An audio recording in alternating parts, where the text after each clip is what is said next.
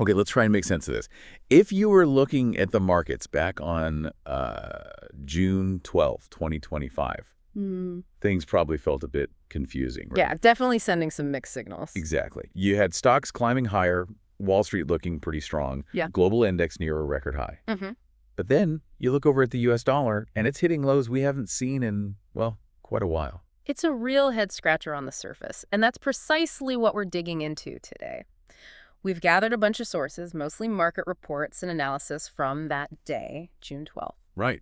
And our goal here in this deep dive is to, sift through all that, pull out what the sources highlighted as the key drivers, things like inflation numbers, those ongoing trade tensions, geopolitical stuff bubbling up, and figure out what it all meant for the bigger economic picture then. And these sources include takes from economists, market strategists. Yeah, insights straight from them. So let's get into that central puzzle. What were the headline numbers on June 12th that set up this contradiction? Well, on the stock market side, things looked generally positive. Right. The main U.S. indices, the Dow, S&P 500, the NASDAQ, they all finished in the green. And globally. The MSCI Global Index was also up, hovering right near that all-time high it had actually touched just the day before. So equity seemed pretty optimistic, a sort of risk-on feeling maybe? Okay, but then there's the dollar doing the complete opposite. Exactly. The dollar index, the one that tracks it against other big currencies, it hit its lowest point for 2025. Wow. Yeah, the sources pointed out that was the lowest it had been since way back in April 2022. So stocks up, dollar down. That's the core paradox we need to unpack. So where did the sources point the finger for that dollar weakness? What was the main reason given? The big one cited was the U.S. inflation data for May. It came in softer, weaker than people were expecting. Weaker than expected. Okay, tell me more about that May data. What parts were looking, contained, as they put it? Well, both the consumer prices, the CPI, and the producer prices, PPI, they showed inflation wasn't really running hot. The sources specifically called out lower costs for things like gasoline, used cars, housing expenses, even plane tickets. Those drops helped keep the overall inflation numbers down. And how does the market typically react to lower inflation readings? Well, the thinking is it gives the Federal Reserve a bit more breathing room, right? Less pressure to keep interest rates high to fight inflation. Okay. So the sources mentioned this May data kept the idea alive that the Fed might actually start cutting rates, maybe sooner than thought.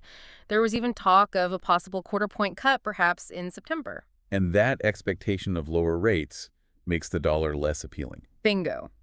Lower potential returns generally weaken a currency relative to others, so that definitely fed into the dollar slide. Right. So weak inflation now points to maybe rate cuts later, hitting the dollar, maybe boosting stocks a bit. But I think you mentioned the sources had a warning about inflation down the line. They absolutely did. And this is really important. While the current May numbers were low, most of the economists quoted in these materials actually expected inflation to pick up again later on. Why? The main reason cited was the anticipated impact of U.S. tariffs.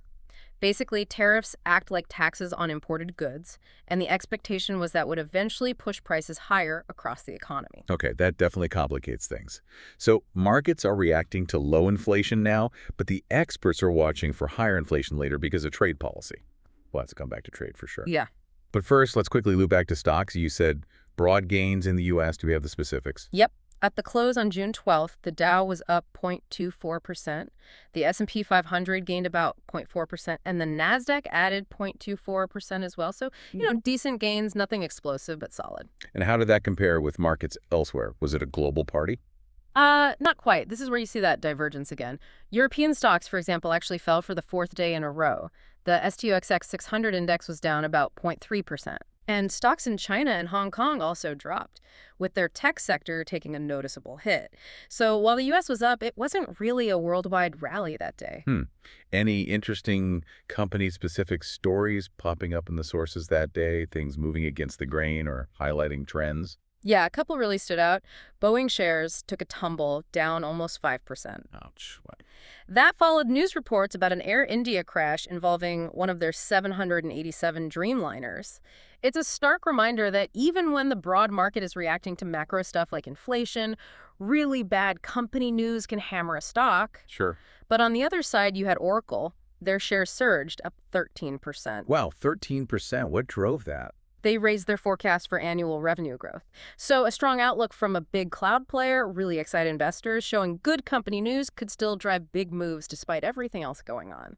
So a really mixed bag then. Mm. U.S. stocks generally up, dollar down, Europe and parts of Asia down, and these big company-specific moves. You also mentioned geopolitical and trade risks were adding to the uncertainty. Let's tackle those. What was happening in the Middle East? Well, there were reports that the U.S. administration was actually moving some personnel out of the region because of increased security risks. Okay, that sounds serious. Yeah, and it caused a brief, sharp jump in oil prices. They spiked 4% at one point before settling back down later. How did the experts quoted see that kind of risk? Was it seen as a major immediate threat?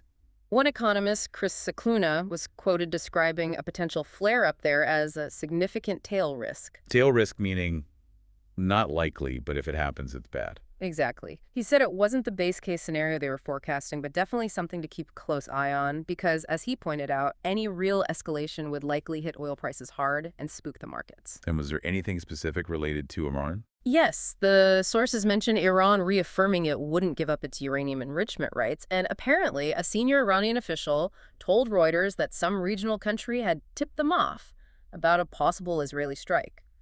Just more signs of the underlying tension. Yeah, definitely adds to the unease. Okay, shifting to trade. You said the good feelings from a previous U.S. China truce had kind of worn off. That's right. Even though President Trump had recently called the earlier talks a great deal, that positive vibe seemed to have evaporated by this point by Thursday the 12th.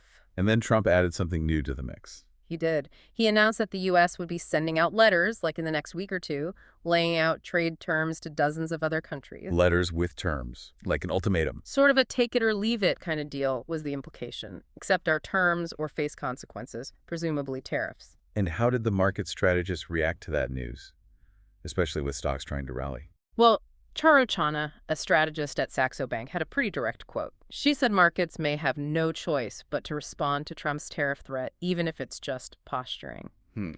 She also added that, in her view, the gap between risk-on positioning, like rallying stocks, and real-world risks has stretched too far, basically saying the market was maybe getting a bit ahead of itself given these threats. That quote really hits the nail on the head about the tension we're seeing. And the sources also provided that context, reminding us how Trump's erratic tariff policies, as they put it, had already shaken markets earlier that year. Right, causing investors to shy away from U.S. assets, including the dollar, over worries about higher prices and slower growth from trade wars. Exactly. So with all this uncertainty swirling trade threats, Middle East tension, what happened with those classic safe haven assets? Yeah. And bonds. Yeah, you saw the typical flight to safety. The Swiss franc strengthened, the Japanese yen strengthened against the dollar. The dollar dropped about 1.1% versus the francs and 0.7% against the yen. And gold, the classic safe haven, ticked up about 1% to around 3,387% an ounce. What about the euro? Did it gain against the weaker dollar too? It did. The euro rose 0.77%, reaching $1.15. The sources noted that was its highest level against the dollar since October 2021. And U.S. government bonds, treasuries. They rallied as well. Prices went up, which means yields went down. Yeah. The yield on the 10-year Treasury note fell by almost 6 basis points, dipping below 4.355%. And the 2-year yield, which is usually more sensitive to near-term Fed expectations, dropped about 4 basis points to around 3.9%. And then it's all falling bond yields loop back to the inflation news and the Fed again, right? Absolutely. The sources directly connected the Treasury rally to that softer May inflation report. It just reinforced that idea the Fed might have wiggle room to cut rates, keeping that possibility alive.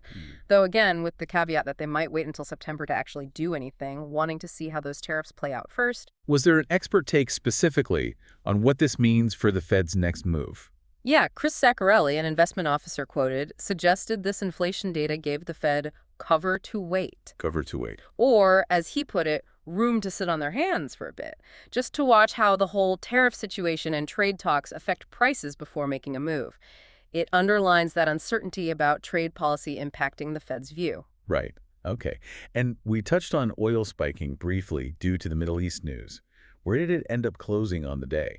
It actually eased back a little by the close, down just 0.17%, finishing around $69.65 a barrel. But still relatively high compared to recent history. Yeah, the sources made sure to point that out. Even though it was down a lot over the past year, like 20%, it was still, quote, pinned near 2-month highs. So oil prices were yet another moving piece in this whole puzzle, influencing the outlook for inflation and interest rates.